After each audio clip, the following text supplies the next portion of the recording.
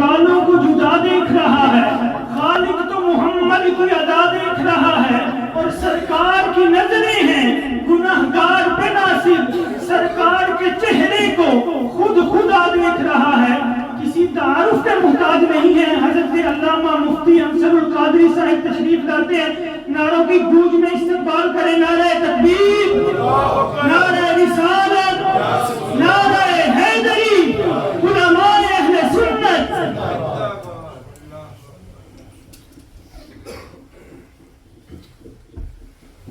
نحمده ونصلي ونسلم على رسوله الكريم، أما بعد، فأعوذ بالله من الشيطان الرجيم، بسم الله الرحمن الرحيم، كل نفس ذائقة الموت، وقال تبارك وتعالى كل من عليها فان۔ صدق الله العظيم، إن الله وملائكته يصلون على النبي يا أيها الذين آمنوا صلوا عليه وسلموا تسليما۔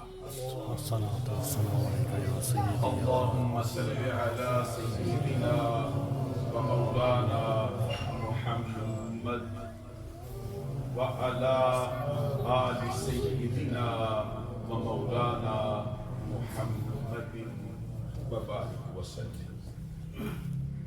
الله رب محمد صلى عليه وسلم، نحن عباد محمد صلى عليه وسلم، صلاة وسلاما عليك يا رسول الله۔ معزز و محترم مشائخ و علماء اسلام و معزز و محترم حاضرین و سامعین، آج کی اصحال ثواب کی پروقار تقریب اہل سنت کے نامور استاد، اہل سنت کے نامور حافظ، اہل سنت کی صفوں میں بہت ہی قدر کی نظر سے دیکھی جانے والی شخصیت، استاد الحفاظ والقراء، نجم الملت والدین، حضرت قاری ہدایت اللہ صاحب جماعتی، نقشبندی، مجددی، رضوی، دامت برکاتہم العالیہ والقدسیہ کی مرحومہ مغفورہ زوجہ محترمہ رحمت اللہ تعالی علیہ کے سالانہ اصحال ثواب کے سلسلے میں انعقاد پذیر ہے۔ اس میں جس طرح کے احساسات و جذبات کے ساتھ آپ تشریف لائے ہیں، بالکل اسی طرح کے احساسات و جذبات کے ساتھ میں بھی حاضری کا شرف و اعزاز حاصل کر رہا ہوں۔ میری دعا ہے کہ اللہ تبارک و تعالی مائی صاحبہ مرحومہ مغفورہ کی زندگی کی تمام چھوٹی بڑی خطاؤں کی معافی عطا فرمائے اور ان کی تمام نیکیوں کو شرف قبولیت عطا فرمائے اور ان کی باقیات الصالحات کو صدقہ جاریہ کے طور پر ان کی نسلوں میں منتقل فرمائے۔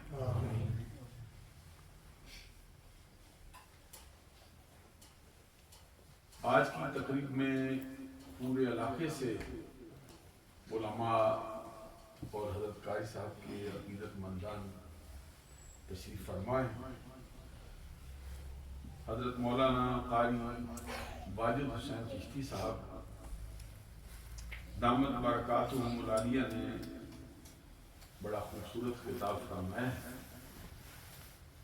اس سے پہلے حضرت مولانا قاری صفوت شہزاد صاحب نے بہت خوبصورت انداز کے ساتھ بارگاہ رسالت میں ہدیہ عقیدت پیش کروایا۔ دیگر علماء بھی اور زعماء بھی تقریب میں تشریف فرمائے ہیں۔ بذات خود قاری صاحب کے اپنے بیٹے جو آج کی تقریب کے روح رواں ہیں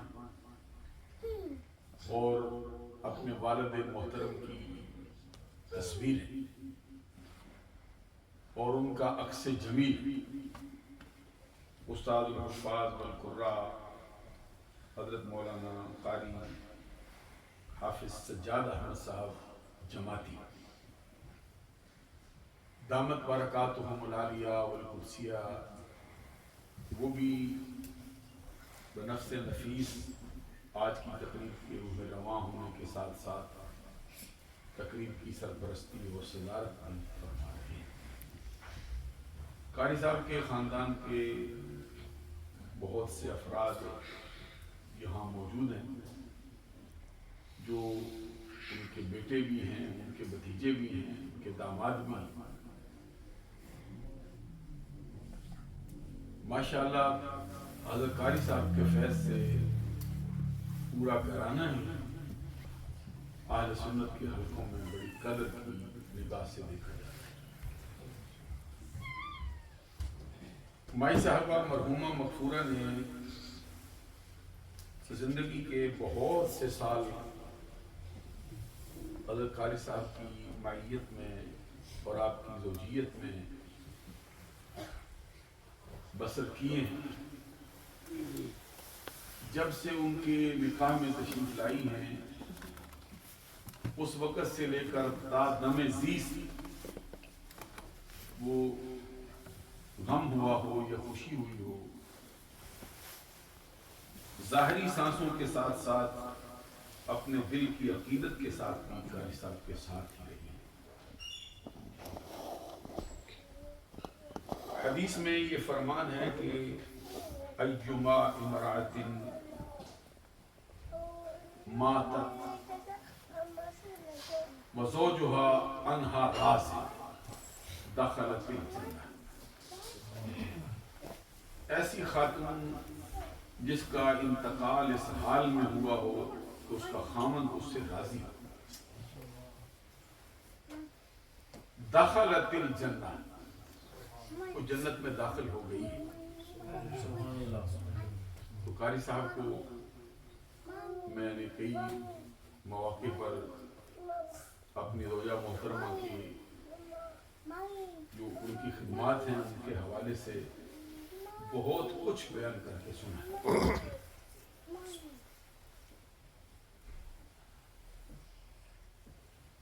میں یہ محسوس کرتا ہوں کہ جو ان کی خدمات ہیں، جو ان کا اپنے خامد مکرم کے ساتھ تعلق رہا ہے زندگی میں، جس طرح کی انہوں نے عاجزی اور انکساری سے ان کے ساتھ زندگی بسر کی ہے، اس کی وجہ سے اللہ تبارک و تعالیٰ ضرور ان کو جنت میں داخل فرمائے۔ آگے پھر انہوں نے اپنے بیٹوں کو بھی اپنے خامد مکرم کے راستے پہ رکھا ہے، اپنی بچیوں کو بھی زیور تعلیم سے آراستہ کیا ہے۔ جتنے افراد قاری صاحب کے پاس پڑھنے آئے ہیں ان کو بھی اپنا بیٹا ہی سمجھا۔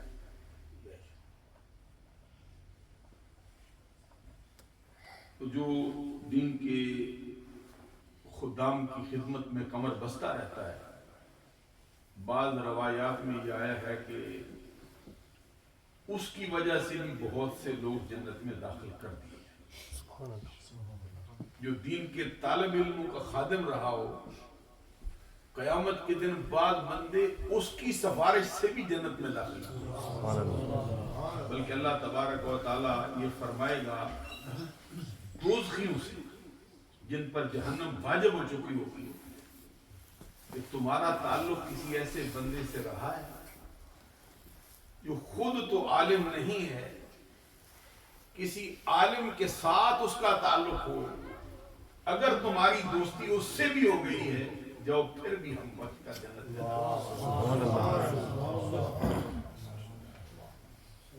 مائی صاحبہ مرحومہ مغفورہ کو ظاہر ہے کہ خاتون ہے، اس کے فضائل، اس کے مناقب کو کیسے دوسرے بندے بیان کر سکتے ہیں. عربی زبان کی بڑی مشہور مثل ہے، کہتے ہیں شجرۃ تعرف بثمرہ، کہ درخت اپنے پھل سے پہچانا جاتا ہے.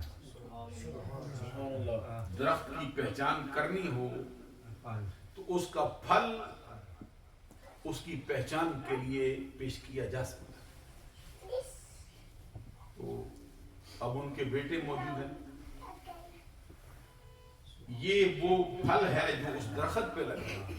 ان کو دیکھنے سے بہت جلدی اندازہ ہو جاتا ہے کہ ان کی ماں کیسی ہے.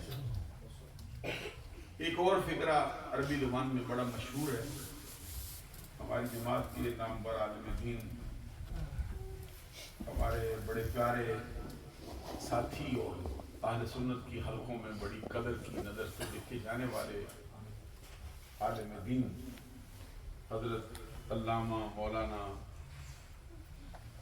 حافظ اختر علی علوی صاحب قادری صاحب دامت برکاتہ العالیہ والقدسیہ، وہ بھی تشریف لے آئے ہیں. اس گھرانے سے ان کا بھی بڑا گہرا تعلق ہے. تو عربی زبان کا ایک بڑا مشہور مقولہ یہ بھی ہے، کہتے ہیں الولد سر لابی. اس کا مطلب ہوتا ہے کہ بیٹا اپنے باپ کا راز ہوتا ہے.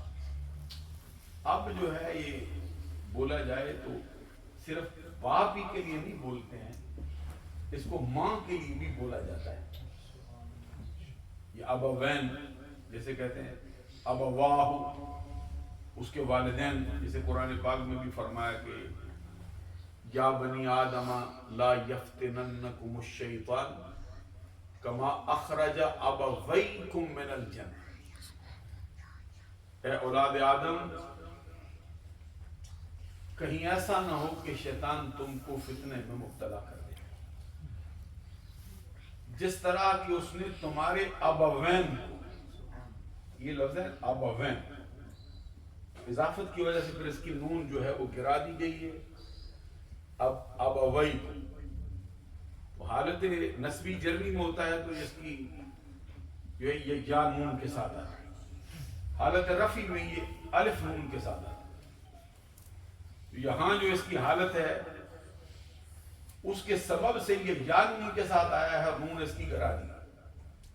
لا یفتننکم الشیطان کما اخرج ابویکم من الجنہ، جیسے اس نے تمہاری ماں اور باپ دونوں کو جنت سے نکلوا دیا. سبحان اللہ. اب یہ معلوم ہوا کہ اب کے لیے اب ماں کو بھی گھیرتا ہے، باپ کو بھی گھیرتا ہے.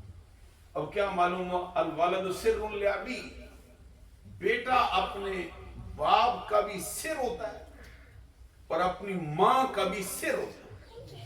ہمارے ہاں اردو زبان میں اس کا معنی راز کرتے ہیں، لیکن میں سمجھتا ہوں کہ راز ایسا لفظ نہیں عربی کا، اردو کا، کہ جو عربی کے اس لفظ کا پورا معنی اپنے دامن میں سمو سکے.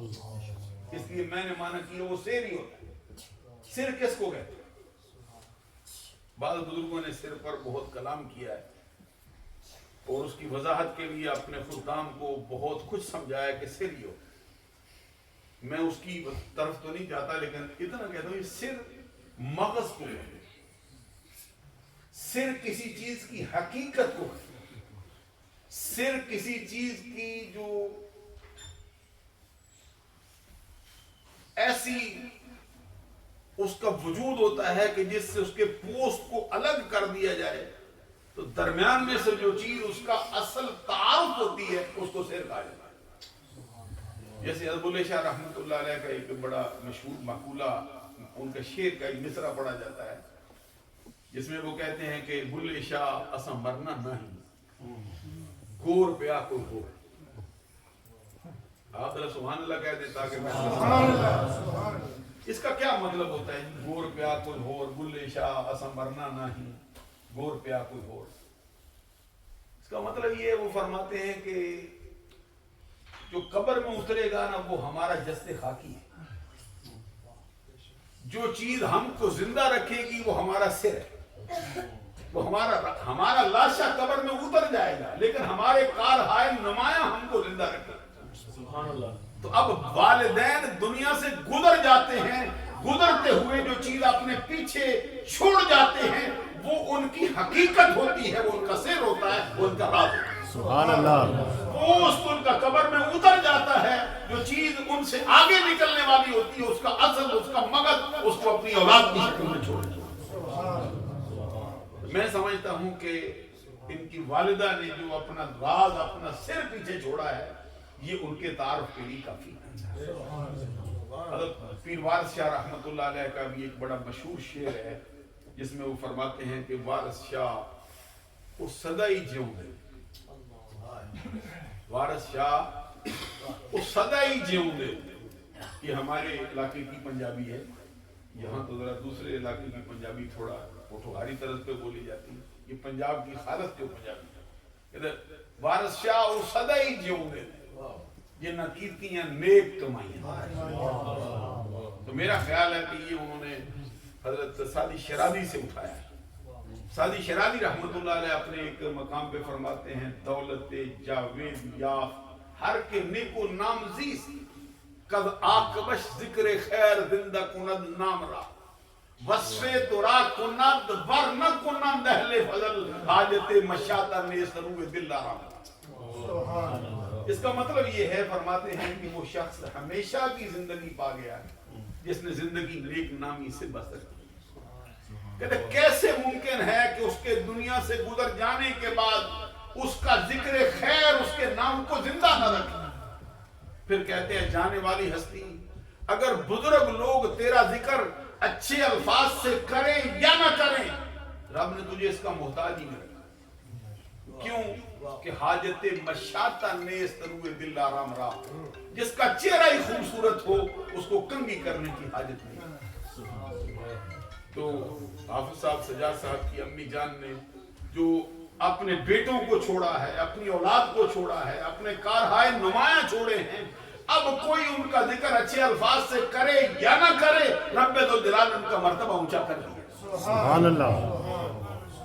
پھر دیکھیں یہ بھی حدیث میں یہ فرمان ہے، فرمایا گیا کہ اخدو عالما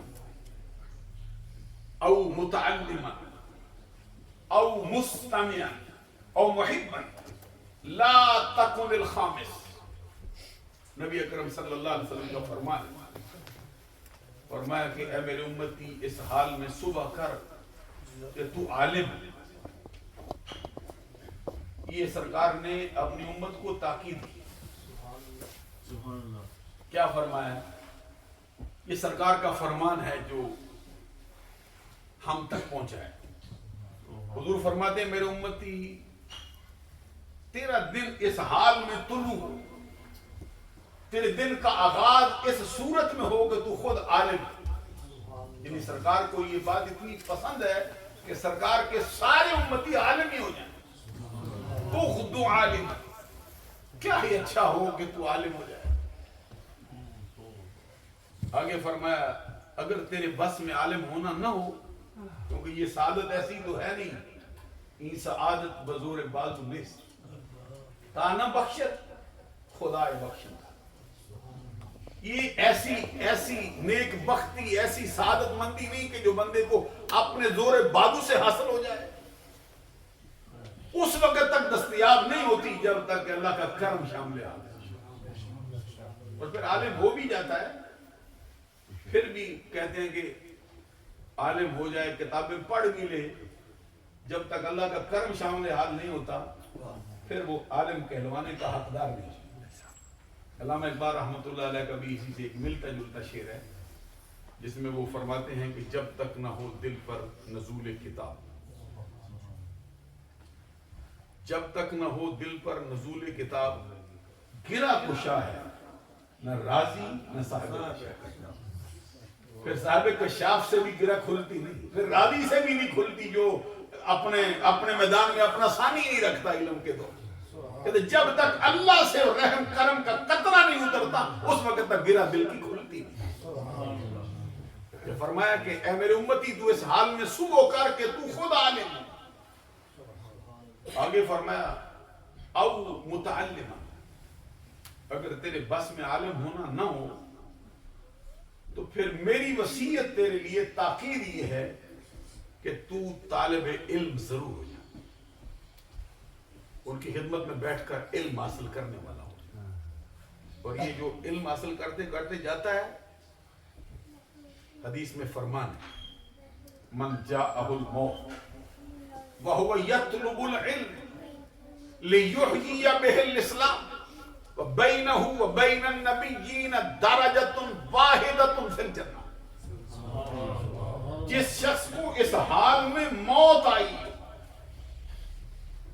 کہ وہ علم کی طلب میں لگا, ایسا علم جس سے دین کی اشاعت ہو سکے.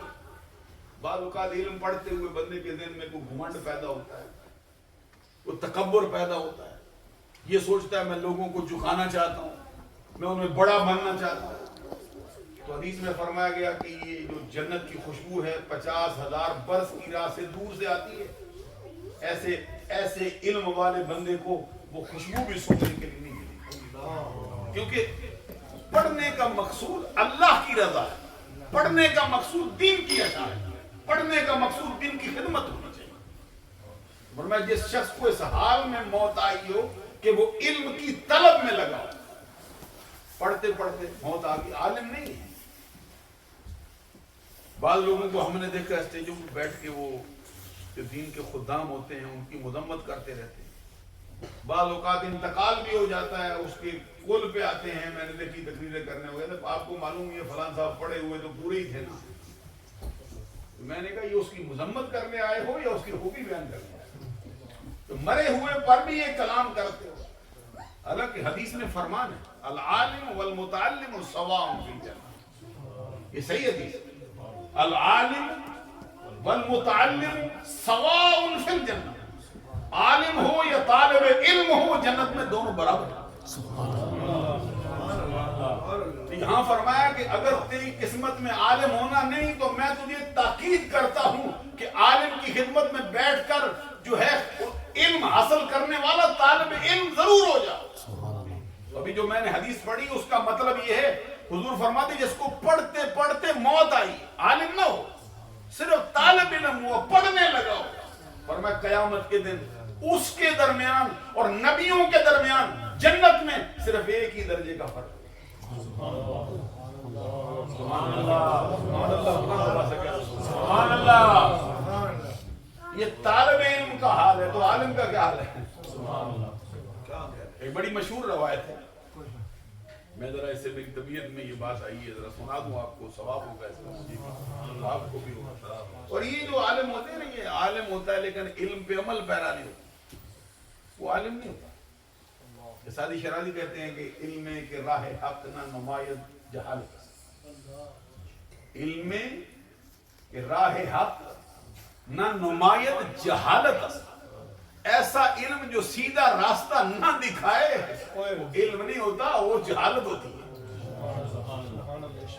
عالم حقیقی معنی میں وہی کہلانے کا حقدار ہے. داتا گنج بخش الحجویری فرماتے ہیں اللہ نے ایسے علماء کا نام زمرہ علماء سے کاٹ دیا جو اپنے علم پر عمل پیرا نہیں. وہ علماء کے زمرے سے اٹھائے ہی نہیں جائیں گے قیامت کے دن, ان کا نام کاٹا گیا. علم کے راہ حق نہ نمایت جہالت. عالم کو دیکھ کے تو پتہ چلتا ہے کہ یہ تو سنت مصطفیٰ کے سانچے میں ڈلا ہوا بندہ ہے. چلتا پھرتا ایسا بندہ ہے جو سنت مصطفیٰ کا پیکر ہے اور حسن مصطفیٰ کی تصویر بنا ہے۔ تو میں یہ عرض کر رہا تھا کہ طالب علم کو درجہ دیا کتنا کہ اس کے درمیان نبیوں کے درمیان جنت میں صرف ایک ہی درجے کا فرق ہوگا۔ تو میں یہ کہہ رہا تھا کہ میں ایک حدیث اور بھی اسی عنوان سے آگے آپ کے سامنے رکھنے کا ارادہ کر رہا ہوں۔ اس سرکار سے پوچھا گیا تھا کہ العالم افضل او العابد عن العابد العابد افضل عن العالم۔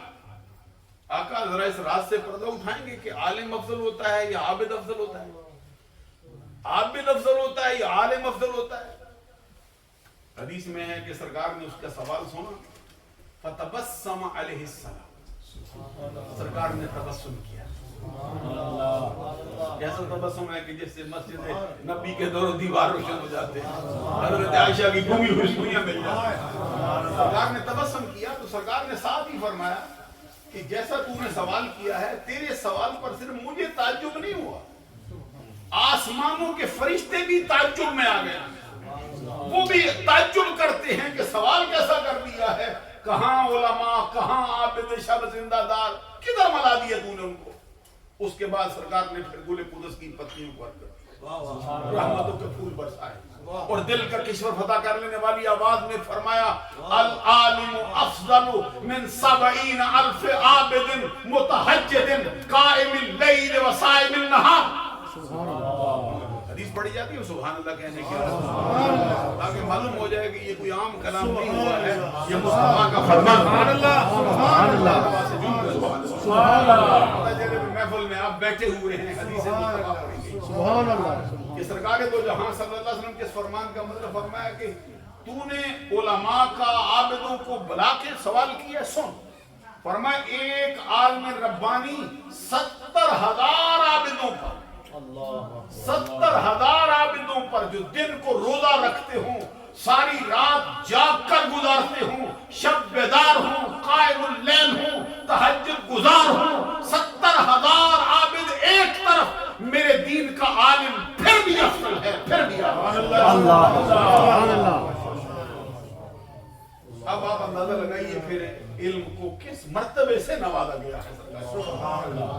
تو یہ گھرانہ جو ہے مائی صاحبہ نے اس کی خدمت زندگی بھر کی ہے، صرف ایک اپنی ذریت کو عالم نہیں بنایا ہے، بلکہ جتنے ان کے دروازے پہ آئے ہیں سب کو قرآن کا حافظ بنایا ہے، قاری بنایا ہے، دن رات ان کی خدمت۔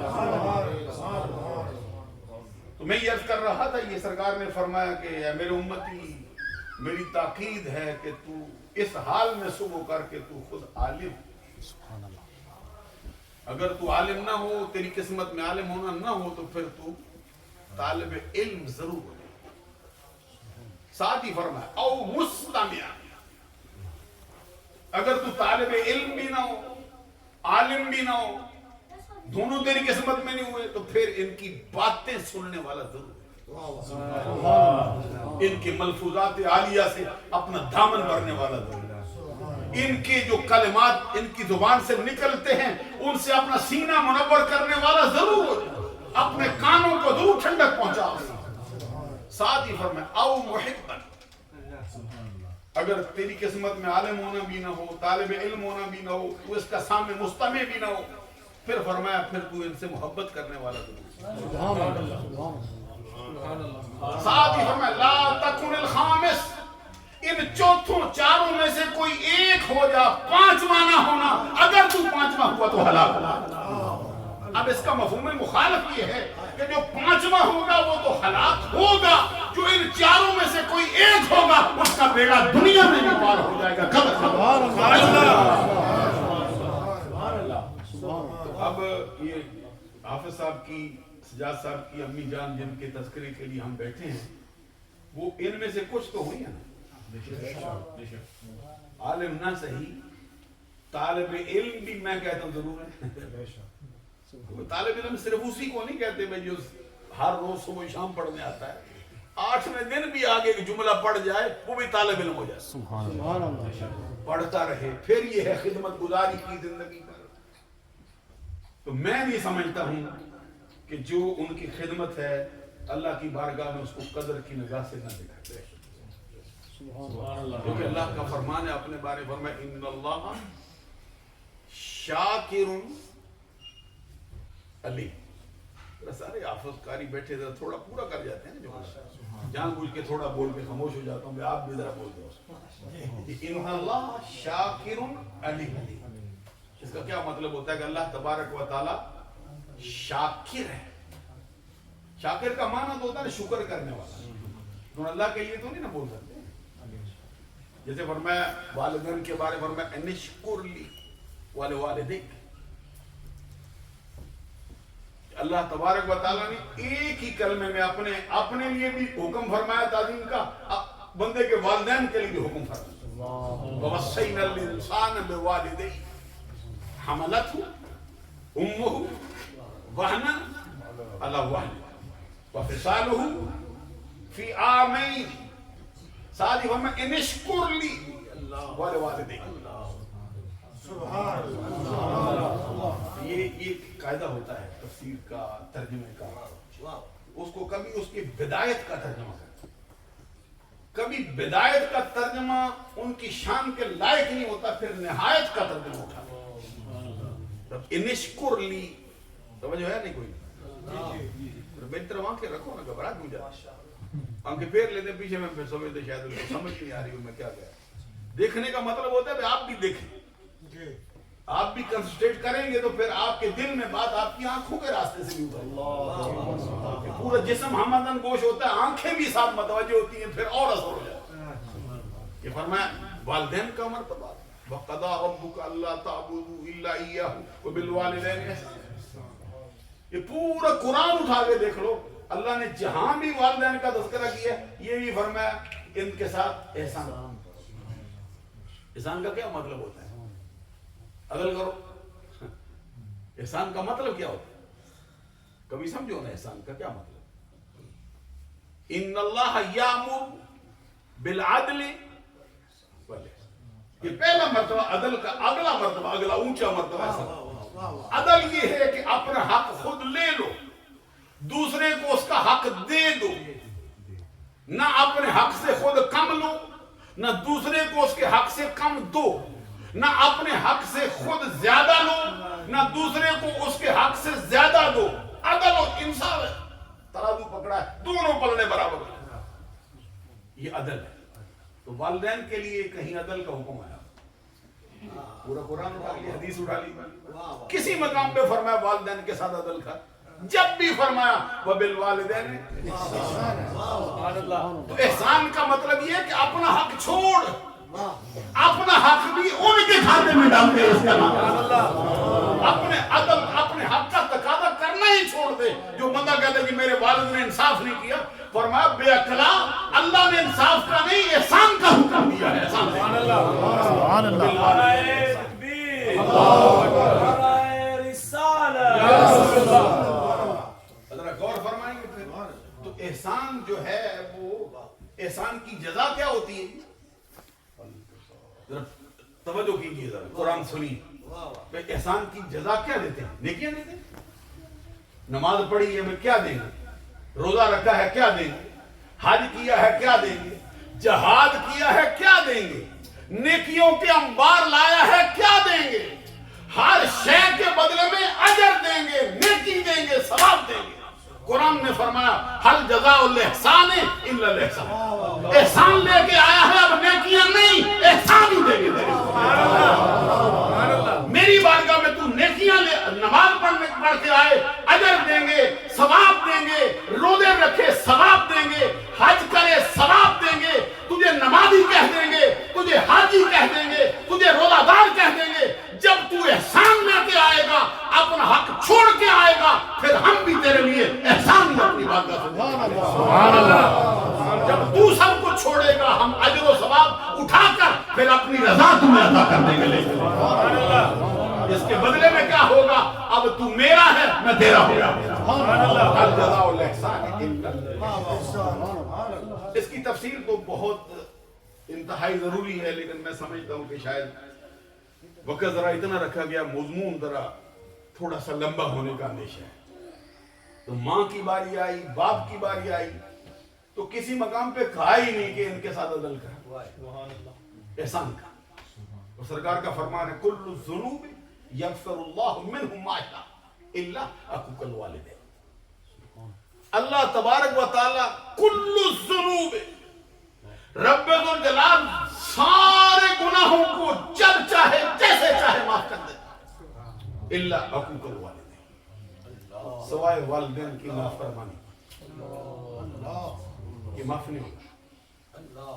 یہ فرمایا گیا فی الحیات قبل الممات الا، یہ فرمایا کہ لیعجل صاحبی، یہ اپنے کرنے والے کی طرف بڑی جلدی بڑھ جاتے ہیں، اس کی آخرت پر اس کا روا نہیں رکھتے ہیں، زندگی میں ہی اس کا بدلہ دے دیتے ہیں. اس کو لے والدین کے ساتھ نیکی کی ادھر ہی بدلہ دے، والدین کی نافرمانی کی ادھر ہی رسوا کر کے چھوڑ دیں گے. والدین کا مرتبہ، والدین کی شان، ان کا مقام، ان کا کہنا کیا. قرآن پاک میں فرمایا کہ وَهْنًا عَلَىٰ وَهْنٍ، یہ سمندر ہو جائے نا، سمندر کرنے میں لکھنے والے ایک جملے کو بیان کرنا شاید مشکل ہو جائے، تو بڑی ہستی کو اس کو بیان کر سکتی ہے. وَهْنًا عَلَىٰ وَهْنٍ، جیسے ہی ابھی زندگی میں حملت امہ، حملت کا کیا مطلب ہوتا ہے؟ یہ تحمل سمجھتے ہو؟ تحمل برداشت. ایک بندے نے گالی دی ہے تو آگے سے بندہ گالی کے بدلے میں گالی ٹھوک دے اس کو، یہ تحمل ہوتا ہے؟ معلوم ہوا کہ اس نے لیا نہیں. غور کرو نا، میں نہ سمجھاؤں گا. اینٹ کے بدلے میں پتھر مار دیا ہے، تحمل ہے؟ تحمل کیا شے ہوتی ہے؟ یہ تحمل بھی کوئی چیز ہوتی. میں نے دیکھا ہے ہمارے معاشرے میں کسی بندے میں تحمل پایا گیا نا، لوگوں نے اس کو اچھی نظر سے لیا. بکواس کرنے والوں کو، گالیاں دینے والوں کو، بدتمیزی کرنے والوں کو بڑی اچھی نظر سے دیکھا. کہ میں نے علمی مذہبی حلقوں میں بھی کسی کو ہی دیکھا. سرکار دو جہاں صلی اللہ علیہ وسلم فرماتے ہیں کہ مجھے اللہ نے 3 باتوں کا بطور خاص مجھ کو حکم دیا. کیا حکم دیا جی؟ اس سے اچھا کوئی حکم ہوتا تو اللہ کو دیتا نا مصطفیٰ. کیا دیا؟ فرمایا سل من قطعک، محبوب جو تجھ سے توڑتا ہے تو جوڑ لے. سبحان اللہ کیا ہے نا، محبوب جو تجھ سے توڑتا ہے تو جوڑ. تو رحمت للعالمین بن گیا، تیری شان اور ہے لوگوں کا مقام، تجھے الگ شان دی ہے. سل من قطعک واعف عمن ظلمک، جو تجھ پہ ظلم کرتا ہے تو معاف کر دے. واحسن الی من اساء الیک، جو تیرے ساتھ نیکی برائی کرتا ہے تو اس کے ساتھ نیکی کرنے کے تیری شان. یہ تیری شان کے لائق نہیں ہے کہ پتھر کے جواب میں پتھر مارے، اینٹ کے جواب میں اینٹ مار دے. یہ تیری شان کے لائق نہیں، تو الگ شان رکھتا. معلوم ہوا کہ جو مصطفیٰ کے اوصاف کا مظہر ہوگا اس کے اندر بھی یہ چیز تو ہونی چاہیے. داتا گنج بخش حجویری آپ کو معلوم ہے اہل سنت کے بہت بڑے امام ہیں، اولیاء کاملین کے سردار ہیں. ان کے بارے میں یہ بات مشہور ہے، ان کے فضائل کی کتابوں میں لکھی. کہتے ہیں علماء نے ان سے کہا تھا کہ آپ بھی بوڑھے ہو گئے ہیں. آپ کو معلوم ہے کہ شان ہی بڑا تھا ان کا، عالم ہی بہت بڑے. پھر سید تھے، کتنے قریب تھے. 8 واسطوں سے تو ان کا نسب حضرت علی سے مل جاتا ہے. 8 واسطوں سے حضرت علی سے نسب مل جاتا ہے. 3000 اساتذہ سے اکتساب فیض کیا ہے. خود کہتے مجھے کئی مرتبہ سرکار کی زیارت نصیب ہوئی. مجھے سرکار نے وصیت بھی کی ہے کہ یوں کرنا یوں نہ کرنا. تو علی کا بیٹا ہے، امام حسن کی نسل سے آیا. تو کہتے جب بھی کوئی ان سے ملنے آتا تھا اٹھ کے ملتے تھے. بڑا آیا تب بھی اٹھ جاتے، چھوٹا آیا تب بھی اٹھ جاتے. اس وقت کو علماء نے کہا حضور سید ہیں، عالم ہیں، بزرگ ہو چکے، اتنی عمر ہو گئی، ہر کسی کے لیے کیوں تکلیف اٹھاتے؟ فرماتے ہیں جب کوئی چھوٹی عمر کا آتا ہے نا، میں دیکھتا ہوں اس کی عمر تھوڑی ہے، اس کے گناہ بھی کم ہی، پھر میں بیٹھ نہیں سکتا، کھڑا ہو جاتا. جب کوئی بڑی عمر کا آتا ہے میں دیکھتا ہوں اس کی عمر زیادہ ہے، اس کی نیکیاں بھی مجھ سے زیادہ ہوگی. تو یہ ہے جنہوں نے سرکار کے حسن کی تصویر پیش کی، جنہوں نے سرکار کے عمل کو زمانے کے سامنے رکھا. سادی شیرازی رحمت اللہ علیہ کے جملہ ہے، وہ کہتے سہل را بدی را بدی سہل باشد جزا. تو اگر مردی احسن الا من نسا، اور بدی کے بدلے میں بدی کر دینا، اینٹ کے بدلے میں پتھر مار دینا، گالی کے جواب میں چانٹا مار دینا، یہ تو بڑی آسان سی جزا ہے۔ اگر تو دلیر ہے، مرد ہے، جوان ہے، برائی کے بدلے میں نیکی کر کے دکھا، پتہ چلے گا۔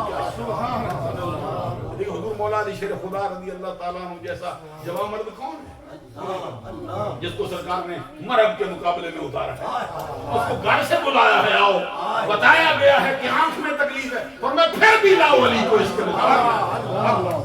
حضرت علی شیر خدا جوان مردی کا حال کیا ہے، جرت کا حال کیا ہے، وہ اس کو اپنے دشمن کو لٹایا پڑا ہے، چھاتی پہ چڑھے ہیں، گردن کاٹ دینا چاہتے ہیں، اس نے بدتمیزی کی ہے، ایسا فعل کیا ہے جو زبان پر نہیں لا سکتے۔ جب اس کی طرف سے آیا ہے فوراً غصہ ٹھنڈا پڑ گیا، اچھا آئے نہیں، تلوار رکھ دی۔ اس نے خود کہا پہلے تو مارنا چاہتے تھے، اب میری بدتمیزی پر چھوڑ گئے ہو۔ فرمایا پہلا غصہ رب کے لیے تھا، اب میری بات آئی ہے، پھر غصہ نہیں ہم کرتے ہیں، ہم بدی کے بدلے میں بدی نہیں کرتے۔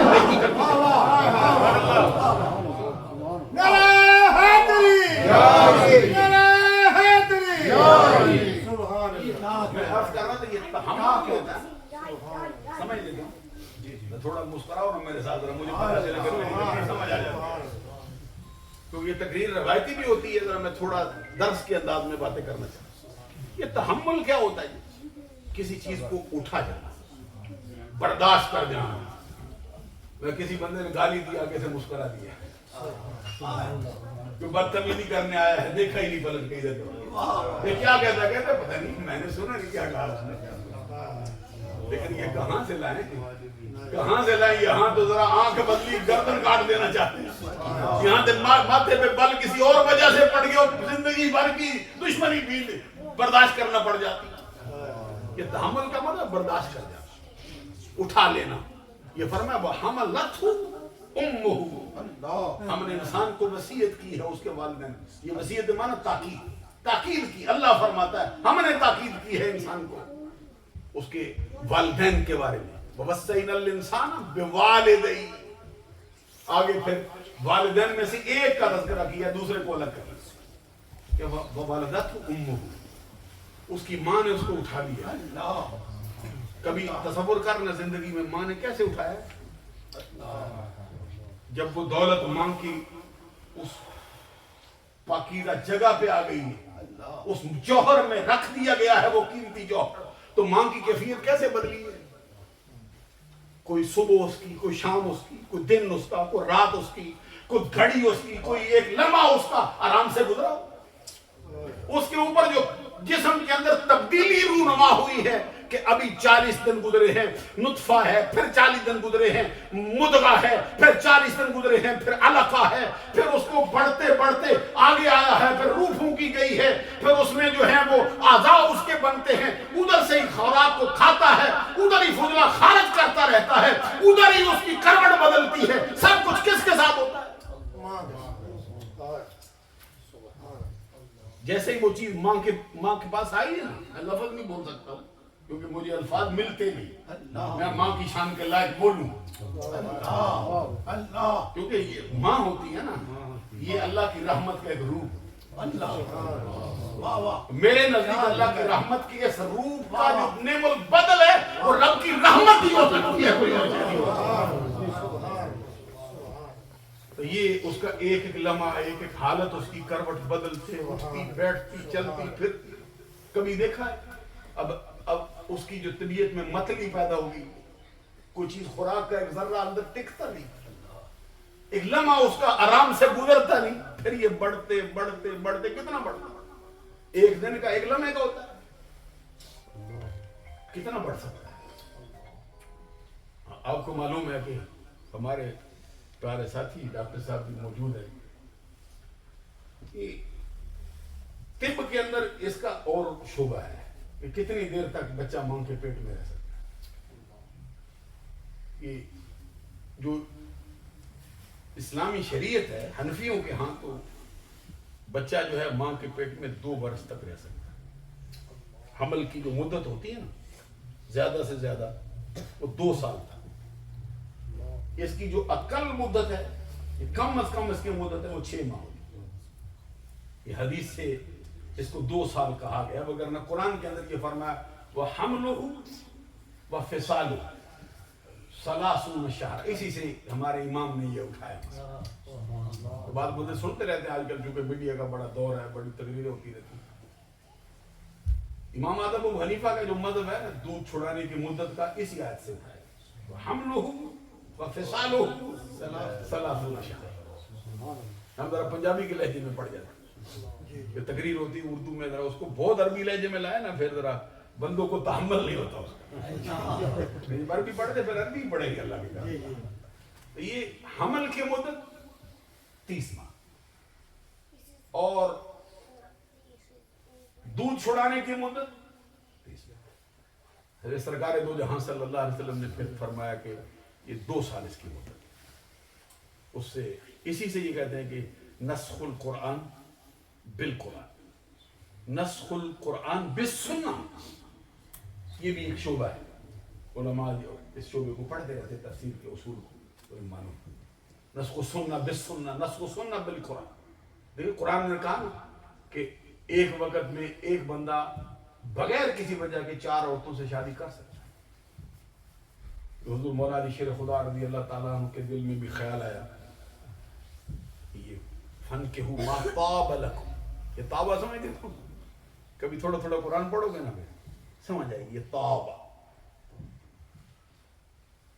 مَا طَابَ لَكُمْ، اس کے اندر بڑی وسعت ہے. طب تم جیسے آتا ہے نا جنتیوں کو، تمہیں طب تم ہے، سلام ایسا ہے جو طب تم سلام ہے. السلام علیکم طب تم. قرآن میں فرمایا ایسا سلام ہے جو تمہیں خوش کر جائے، تمہارے دل کو راحت دے جائے. یہ فرمایا کہ جو تمہیں عورت خوش آ جائے نا، بھا جائے، 2 سے کرو، 3 سے کرو، 4 سے کرو، کوئی پابندی نہیں. ایک ہی شرط لگائی اس میں، عدل ہونا چاہیے، زیادتی نہیں. کیونکہ بیٹی سے بھی زیادتی کرے نا پھر بھی قیامت کے دن پکڑا جائے. بیوی سے بھی جوتی کی نوک سمجھے، ماں ہے اس کے ساتھ ہو، بہن ہے اس کے ساتھ ہو. آج کل ہمارے معاشرے میں یہ مسئلہ بہت فکر انگیز، فکر والی بات ہے کہ عورتوں کے ساتھ وہ سلوک ان کا نہیں جو ہونا چاہیے. سرکار کا ایک جملہ مجھے یاد ہے، میں پھر ادھر ہی لوٹوں گا. سرکار نے فرمایا حُبِّبَ إِلَيَّ مِن دُنْيَاكُمْ ثَلَاثٌ الطِّيبُ وَالنِّسَاءُ وَجُعِلَتْ قُرَّةُ عَيْنِي فِي الصَّلَاةِ. اس کا مطلب یہ ہے فرمایا حُبِّبَ، تھوڑا تھوڑا سمجھو ذرا. سرکار کہتے ہیں کہ میری کوئی تکلف کرنے کی ضرورت مجھے نہیں ہوتی ہے. یہ انگریزی میں اس کو کہتے ہیں یہ پیسے وائز ہے.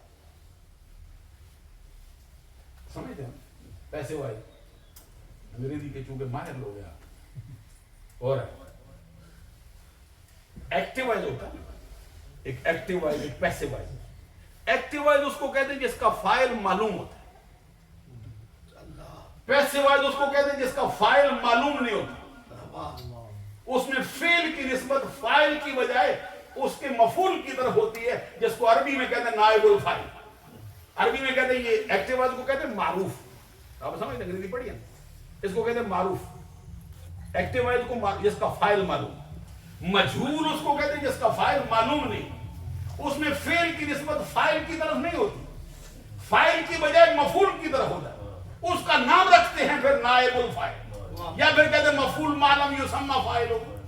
تو اب ذرا غور کرو، سرکار کہتے ہیں حُبِّبَ إِلَيَّ مِن دُنْيَاكُمْ، میری طبیعت کے اندر میرے دل میں 3 چیزوں کی محبت ادھر سے ڈال دی گئی ہے، میرا اس میں عمل دخل نہیں. عمل دخل کا وہ معنی نہیں جو دوسرا سمجھتے ہیں، اس کا مطلب ہے مجھے تکلف کرنے کی ضرورت نہیں پڑتی. 3 چیزوں کی محبت میرے دل میں ڈالی گئی. کس کی طرف سے؟ اللہ کی طرف سے. مجھے یہ جیسے کہتے ہیں گاڈ گفٹ ہے. کیا گاڈ گفٹ سے ملا ہے؟ سرکار کہتے ہیں مجھے یہ 3 چیزیں دی گئی. کیا ہے؟ فرمایا 3 چیزوں کی محبت میرے دل میں ڈال دی گئی. سبحان اللہ. سب سے پہلے فرمایا الطیب، خوشبو.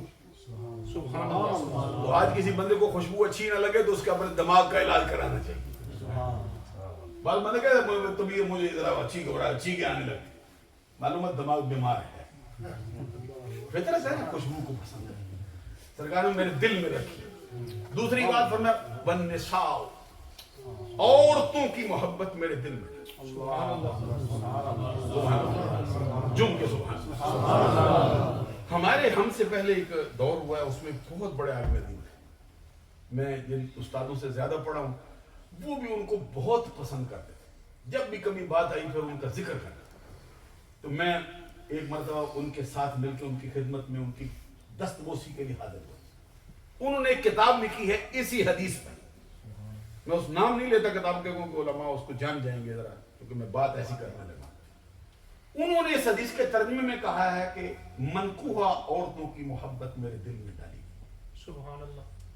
میں ان کی خدمت میں استاد صاحب محترم کی ساتھی حاضر تھا، میں نے کہا حضور آپ نے یہ نکاح کی قید لگائی ہے عورتوں کے ساتھ، یہ اوپر کوئی اس کا کوئی مجھے سمجھ نہیں آئی، نہ کوئی اس کا کوئی کرینہ نظر آتا ہے، نہ کوئی اس کا کوئی سبب نظر آتا ہے، آپ نے عورتوں کی نکاح والی عورتوں کی قید لگا تو مجھے کہتے میں اور کیا کرتا، بولنا یہی کرتا نا، کہتے اگر میں ایسے مطلق چھوڑ دیتا اس کو تو لوگ کہتے میں کیسا نبی ہے جو عورتوں سے محبت کرتا۔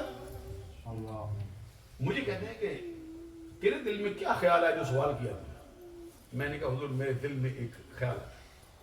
کہتے کیا؟ میں نے کہا النساء جسم، جنس ہے، جنس کے اوپر الف لام آیا ہے، تو جنس کے اوپر جب الف لام آتا ہے تو استغراق کا فائدہ دیتا ہے۔ اس کا مطلب یہ ہے کہ اس شعبے کے جتنے افراد ہیں ان کو اپنی لڑی میں پرو لیتا ہے۔ تو عورتوں کے شعبے کے جو فطری افراد ہوتے ہیں وہ چار ہیں، کبھی وہ ماں ہوتی ہے، کبھی وہ بیٹی ہوتی ہے، کبھی وہ بہن ہوتی ہے، کبھی بیوی ہوتی ہے، سب کی محبت ان کے دل میں ڈالتی ہے۔ تب بھی محبوب ہوتی ہے، بیٹی ہو تب بھی پیاری ہوتی ہے، بہن ہو تب بھی پیاری ہوتی ہے، بیوی ہو تب بھی پیاری ہوتی ہے۔ بیوی ہو تو عائشہ ہے، بیٹی ہو تو فاطمہ ہے، سبحان اللہ، ماں ہو تو آمنہ ہے، حلیمہ سبحان اللہ، خشیمہ ہے جس کے صدقے سے سارے کھانے چھوڑے گئے۔ سبحان اللہ، سبحان اللہ۔ تو عورت ماں کے روپ میں ہو، عورت بہن کے روپ میں ہو، عورت بیوی کے روپ میں ہو، عورت بیٹی کے روپ میں ہو، ہر انداز سے رب نے اس کا جدا گانا شان رکھا۔ تو آج اگر کوئی بندہ سرکار کی محبت کا دعویٰ کرتا ہے لیکن ان چیزوں سے محروم رہ گیا ہے، اس نے سرکار کے فرمان کو سمجھے ہی نہیں۔ بلند آواز سے سبحان اللہ۔ تو تیسری چیز سرکار نے فرمائی، پھر فرمایا کہ قرۃ عینی، آگے کیا پڑھا ہے؟ حبب الیہ من دنیاکم ثلاث الطیب والنساء وجعلت قرۃ عینی فی الصلاۃ، اور نماز میری آنکھوں کی ٹھنڈک۔ سبحان اللہ، یہ رب کا کرم دیکھیے نا، سبحان اللہ، تکلف کرنے کی ضرورت ہی نہیں پڑتی۔ تکلف سمجھ لیتے ہو کیا ہوتا ہے کہ بندہ فطرتی طور پہ نہیں جھکتا، ذرا تھوڑی اس میں کوشش کرنا پڑتا، اس کو کہتے ہیں تکلف۔ جیسے وہ کسی کا شعر ہے، جیسے کہتے ہیں تم تکلف کو بھی اخلاص سمجھتے ہو فراز، دوست ہوتا نہیں ہر ہاتھ ملانے والا۔ یہ اردو والے بھی سمجھا گے، جیسے وہ ساتھ ان کا مولانا الطاف سنالی کا ایک شعر ہے، وہ کہتے ہیں کہ تکلف علامت ہے بیگانگی۔ معلوم ہے یہ کبھی عربی سمجھنے کے لیے اردو کے بھی سارے کی ضرورت پڑ جاتی ہے۔ آپ اس شعبے کے بندے نہیں ہیں، وغیرہ آپ خوش ہوتے میں کیا کہہ رہا ہے؟ الطاف سنالی کہتا ہے تکلف علامت ہے بیگانگی، نہ ڈالو تکلف کی علامت زیادہ، کی عادت زیادہ۔ آگے پھر کہتا ہے فرشتے سے بہتر ہے انسان بننا مگر اس میں لگتی ہے محنت۔ تو جو بات میں آپ سے عرض کر رہا تھا، یہ تکلف کا مطلب ہوتا ہے کہ اس میں کوئی بناوٹ کرنے کی ضرورت نہیں، کوشش کی ضرورت نہیں۔ اللہ کا کرم ایسا ہے کہ بغیر تکلف کے ہی سرکار کے دل میں یہ چیزیں رکھی۔ ماں ہے، بیٹی ہے، بہن ہے، بیوی ہے۔ تو میں بات کرتے کرتے تھوڑا سا آگے نکل گیا تھا، کہہ رہا تھا کہ فرمایا وَحَمْلُهُ وَفِصَالُهُ 30 شهرا، حمل 30 ماہ کا، اور حدیث سے پھر اس کو 2 سال سے ٹھہرایا گیا۔ تو جو فرمایا نا وَحَمْلُهُ وَفِصَالُهُ، فصال رکھا اسی سے اٹھا، حولین کاملین جو ہے نا، یہاں سے امام صاحب نے نہیں اٹھایا، یہ دیگر بزرگوں نے، یہ جیسے صاحبین ہیں، یہاں بھی ہے نا، فرمایا کہ یہ یہاں سے یہ فرمایا نا وَصَّيْنَا الْإِنسَانَ بِوَالِدَيْهِ حَمَلَتْهُ أُمُّهُ وَهْنًا عَلَى وَهْنٍ وَفِصَالُهُ فِي عَامَيْنِ. دودھ چھڑانا اس کا 2 برس. آپ بھی سارے بیٹے رہے ہیں, کبھی غور کرو نا, بچہ ابھی پیدا ہوا ہے, ماں کو اس کی کیفیت معلوم, بچے کی زبان پہ ابھی رونے کا ایسے آواز نکلی ہے نا, سارا گھر بیٹھا ہے, کسی کو آواز نہیں, ماں کو آگے. آدھی رات کو بچے نے ایک مرتبہ ایسے اون کیا, ماں کا دل تڑپ گیا. فرمایا پھر اس نے 2 برس تک تو مجھے دودھ بھی پلایا نا. تو ساتھ ہی فرمایا انشکر لی والدی. یہاں کیا معنی ہوگا؟ اب میرا شکر کر, اپنے والدین کا شکر کر. یہ تھوڑا مان آگے بڑھا کہتے ہیں اب میرا بھی حق مان, اپنے ماں باپ کا بھی حق مان. میرا حق یہ ہے کہ تو نہیں تھا, میں نے کر دیا. تو عدم تھا, میں نے تجھے جو ہے وجود دیا ہے. تو نیست تھا, میں نے ہست دیا ہے. تو کچھ نہیں تھا, میں نے تجھے ہونا کر دیا. اور اس ہونے کا سبب کون بنا ہے؟ تیری اماں بنی ہے, تیرا ابا بنا ہے, جس نے تجھے پال پال کر جمع کیا. انشکر لی والدی. یہاں سے میں ادھر سے یہ بات کرتے کرتے کہہ رہا ان اللہ شاکرن. شاکر کا معنی ہوتا ہے شکر ادا کرنے والا, لیکن اللہ تو شکر نہیں کرتا نا بندوں کا. کیا معنی ہوگا اس کا؟ مطلب یہ ہے کہ اللہ تمہارا قدردان ہے. سبحان اللہ. قدردان کیسے ہے جی؟ ساری زندگی تواج کی حالت میں بسے, گندگی سے منہ کالا کیا, کوئی دن ایسی نہیں, کوئی رات ایسی نہیں جس دن گندگی کا خیال نہ آیا ہو. رب کے قدر کرنے کا حال یہ ہے کہ اس گندگی میں زندگی بسر کرنے والی نے ایک دن کتے کے بچوں کو پانی پلا دیا, فرمایا جاؤ سارے گناہ معاف کر دو جنت میں. اللہ تمہارے اعمال کو حقارت سے نہیں دیکھتا ہے, نہ اس کو پھینکتا ہے. اتنا عمل بھی لے کے آؤ, ساری زندگی کے گناہوں پر معافی کر دو. سبحان اللہ. تو اب یہ ماں جو حافظ سجاد صاحب کی اماں ہے, جو علامہ بلال صاحب کی امی جان ہے, جو حضرت استاد القرہ حضرت قاری ہدایت صاحب کی زوجہ محترمہ ہے, اب وہ ماں مجھے قاری صاحب ایک دن سنا رہے تھے, کہتے ہیں کہ ایک بچہ میرے پاس چھوڑ گئے تھے, نبینا تھا.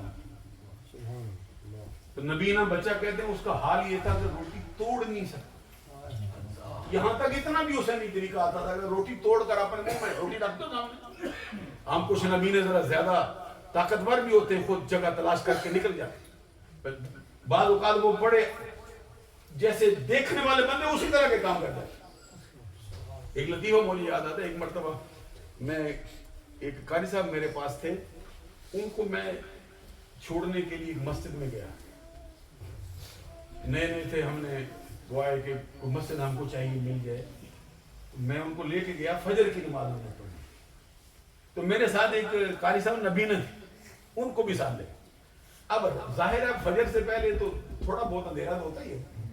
ہم جا رہے تھے, مجھے کہتے کہتے بچے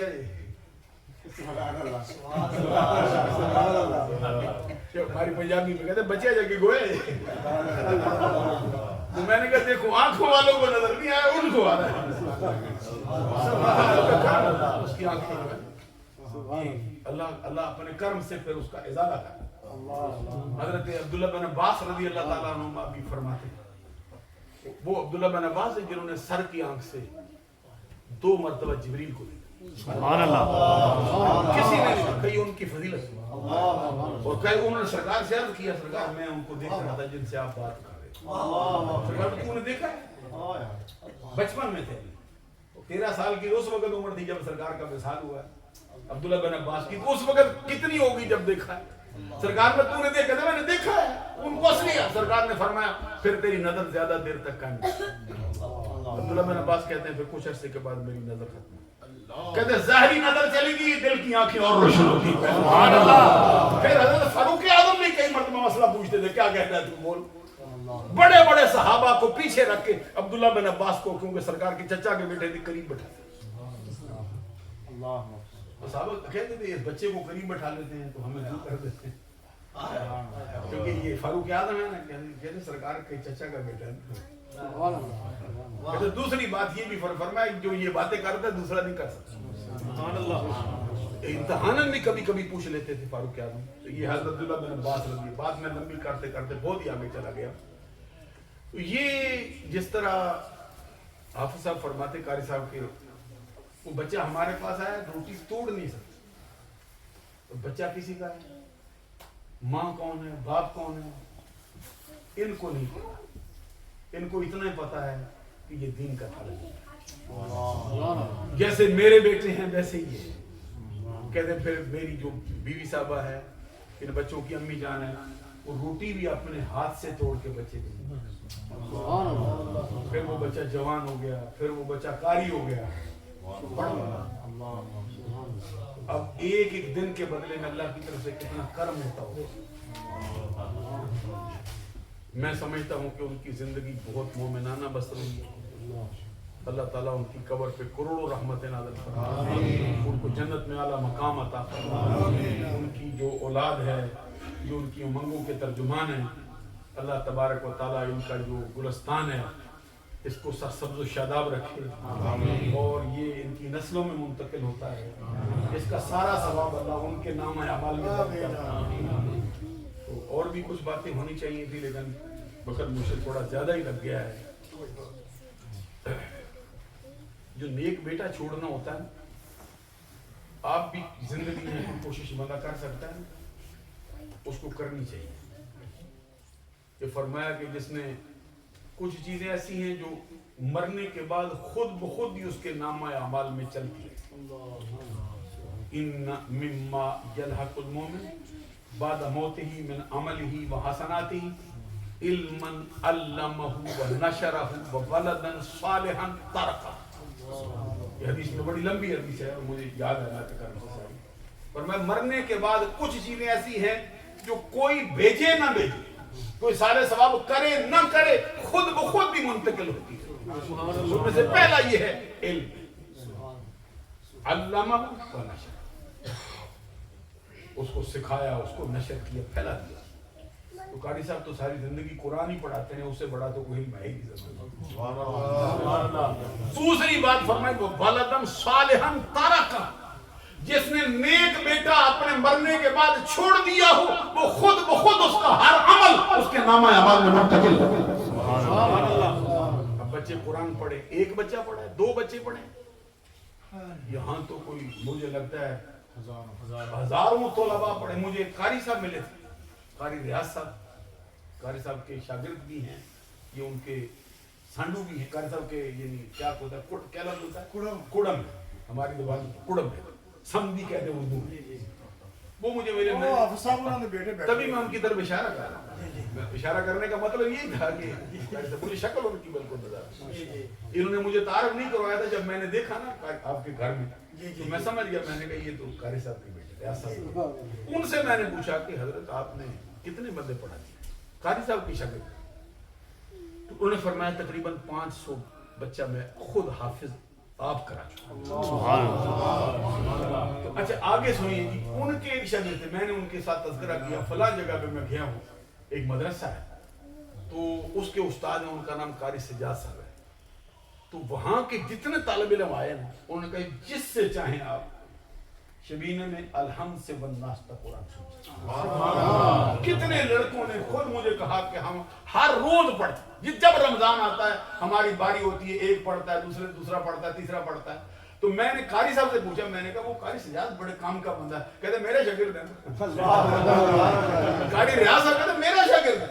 तो अब मैं सोच रहा था कि कारी साहब ने जो पौधा लगाया है, अब उसके ऊपर फल कैसे मुंतकिल होता है। वो शम्मा जलाई है, अब आगे उसका फैल देखें। चार दानी आलम सुभान अल्लाह, एक से फिर हजारों हुए, हजारों से फिर हजारों हुए, हजारों से फिर हजारों हुए, कहां तक बात। सुभान अल्लाह। अभी देखिए जो ये कारी साहब भी, वाजिद साहब भी, अल्लामा साहब, मुफ्ती साहब भी तशरीफ फरमाया, दीगर भी हजरात हैं। जो मजहबी बंदा होता है ना, उसकी बीवी को जिस चीजों का सामना होता है ना, दूसरी को नहीं होता। क्योंकि घर से निकले ना, कभी 2-2 दिन घर ही नहीं आए, एक काम दूसरा काम, कभी को मीटिंगें शुरू हो गई तो घर का तो पता ही नहीं रहता, तो बच्चों को कौन संभालेगा, सारे का सारा काम उसी को अकेली को करना पड़ता है। یہ بہت بڑی مشق ہوتی ہے جس میں سے وہ عورت گزرتی ہے۔ کبھی علماء کا یہ حال دیکھیں تو قاری صاحب کا تو میں نے دیکھا ہے کہ یہ تو سخاوت میں بھی بے مثال ہے، مہمان نوازی میں بھی بے مثال ہے، یہ تو الفاظ بولنے میں بھی بے مثال ہے، ہمدردی کرنے میں بھی بے مثال ہے۔ تو میں یہ محسوس کرتا ہوں کہ جب تک ان کی زوجہ کا ساتھ ان کے ساتھ نہ ہوتا شاید قاری صاحب اتنا کام نہ کر سکتے۔ اللہ تعالیٰ اس مائی صاحبہ کو، میں تو کہتا ہوں وہ پوری قوم کی ماں ہے، وہ مادر ملت، اللہ ان کی قبر پہ کروڑوں رحمتیں نازل فرمائے۔ علامہ صاحب حافظ سجاد صاحب نے میرے دل میں کچھ مضمون لگائے تھے لیکن گفتگو تھوڑی بہت ہی لمبی ہو گئی، تو انہی الفاظ پر میں گفتگو کو ختم کرتا ہوں۔ دوران گفتگو مجھ سے کوئی چھوٹی بڑی غلطی سرداد ہوئی ہو، اللہ سے آپ لوگوں سے معافی کا طلبگار ہوں۔ وآخر دعوانا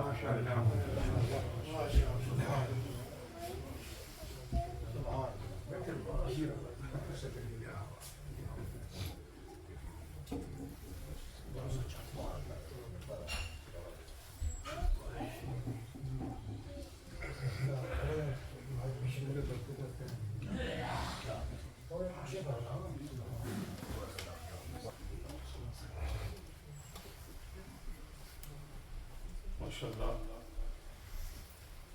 ذائقہ صد احترام حضرت الاسلام شہنشاہ خطابت جامع العقول والمنقول حضرت علامہ مولانا مفتی انصر القاری صاحب رحمۃ اللہ العالیہ نے اور مغز بیان فرمایا، دلوں کو منور کر دیا۔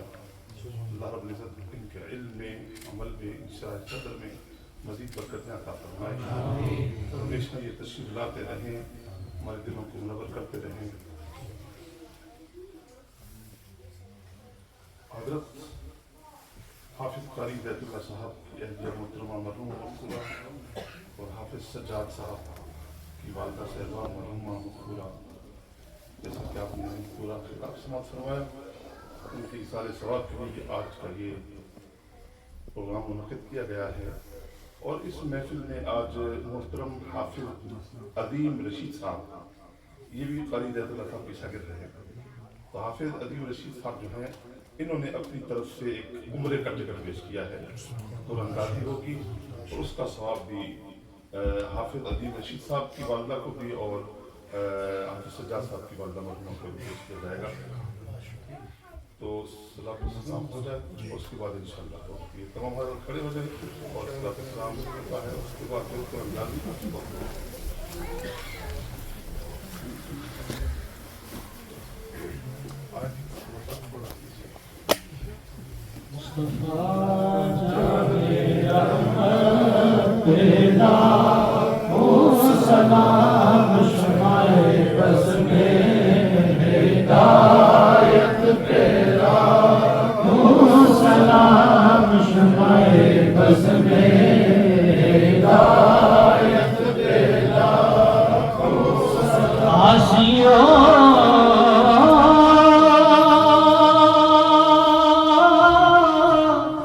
تھام لو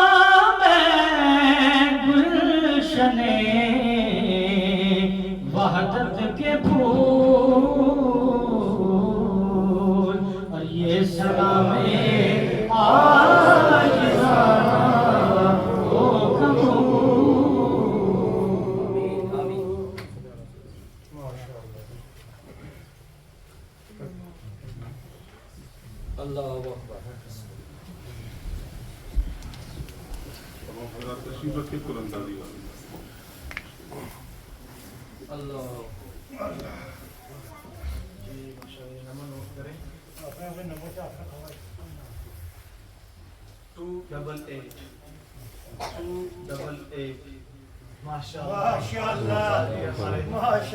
بھائی صاحب ماشاء اللہ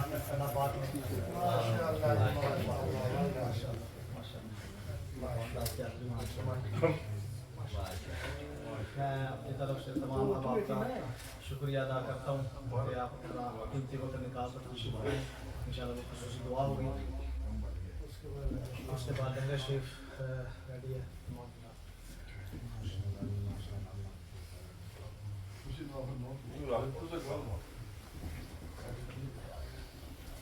الحمد لله رب العالمين والعاقبة للمتقين والصلاة والسلام على سيد الأنبياء والمرسلين.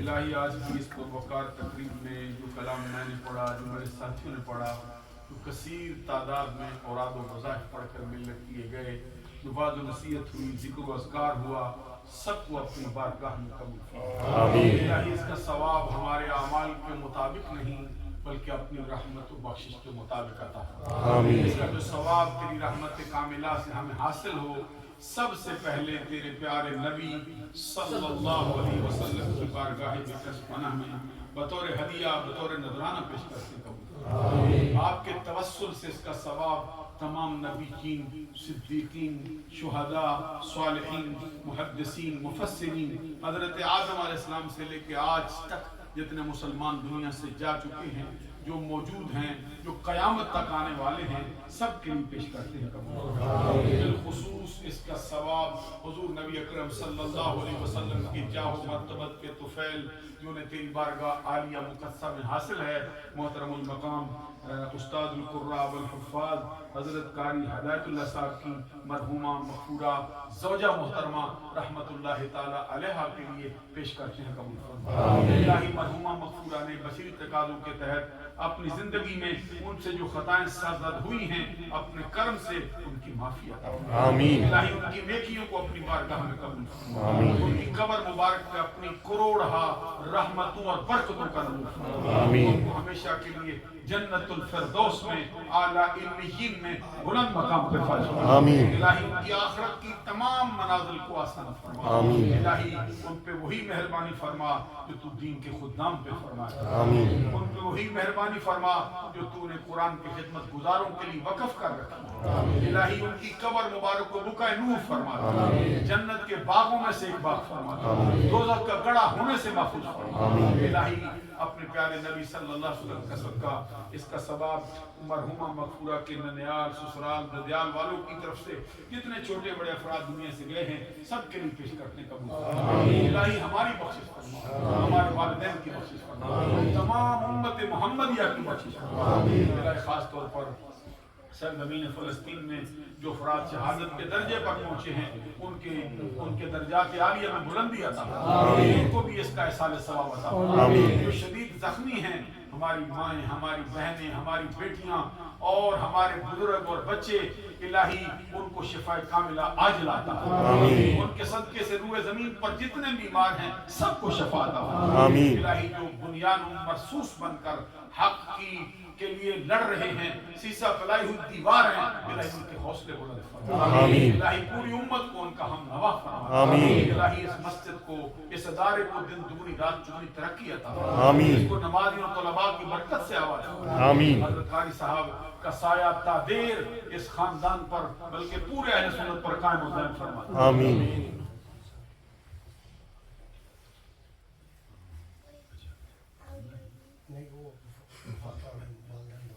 ماشاءاللہ جنہوں نے عمرے کا ٹکٹ پیش کیا ہے، حافظ صاحب، حافظ عظیم صاحب کی امی جان، الہی ان کی قبر پہ اپنی رحمت نازل فرما. ان کو ہمیشہ کے لیے جنت میں اعلیٰ مقام عطا فرما. اور جن کو تو نے آج ٹکٹ کے انتخاب کے لیے چن لیا ہے، یہ بارگاہ رسالت سے فیصلہ ہے.